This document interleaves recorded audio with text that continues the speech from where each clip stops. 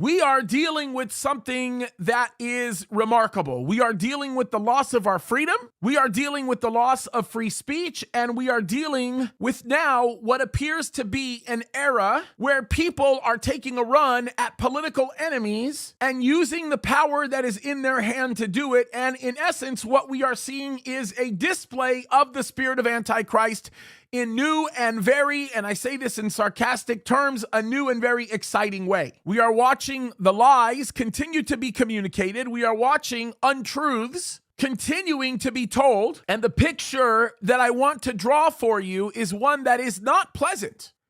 Now, we can spend a lot of time talking about what is looming for President Trump. We know that that's not going to be a good picture. The Manhattan District Attorney is going to come at him with everything that he has. And by the way, he is an ignorant, foolish man who likely lacks a whole lot of understanding and discernment when it comes to righteousness. And so he does not have a real case that he is bringing against the former president, but he wants to be the first one in line to successfully indict him. He wants to make history. He wants to make a name for himself. He wants to destroy a man politically that he does not like for the sake of advancing his career. I happen to hold the same view as Charlie Kirk in that I'm not so sure any of this is going to backfire. Make no mistake about it, it doesn't look good. Make no mistake about it, there are a lot of people that have long-term memories that will remember everything that has been done and, of course, go out of their way to deceit these wicked individuals. But here is the stark reality of everything that we are facing right now, ladies and gentlemen. The stark reality is this. There are Republicans that want to see the former president not run for president again just as much as there are Democrats. I love the phrase uniparty because in many ways there are no tangible differences between some Republicans, particularly in the Senate, several in the House as well, and Democrats. They stand for, in essence, the same principles. They just tend to do it in a very different way. And the wickedness that continues to be exhumed from their actions, their lives, their speech, the things that they do is remarkable. There are a lot of people in the Republican Party that are looking at what is actually going on right now. And the reality of what is happening, what they are facing in this current moment, is they don't agree with the abuse of power in order to execute a certain outlook. But they are not speaking against it with veracity. They're not speaking against it at all because, quite frankly, they want to get rid of Donald Trump.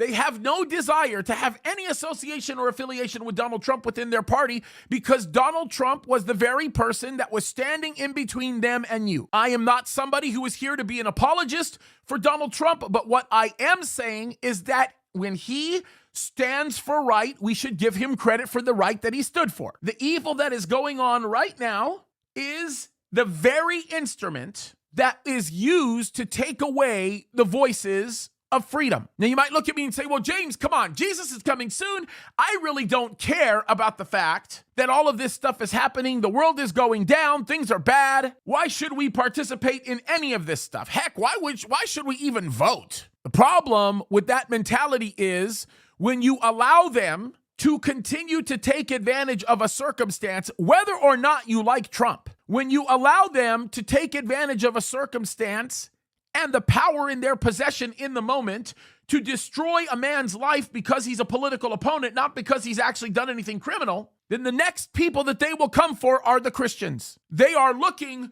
for the open door to come after believers. We are already being referred to as domestic terrorists. Folks, if you do not believe me, let me remind you of the concerted effort that the hard left is making right now to shut the mouths of Christians because Christians are the only ones that stand oftentimes dissenting against the wickedness and the evil that continues to show its ugly face.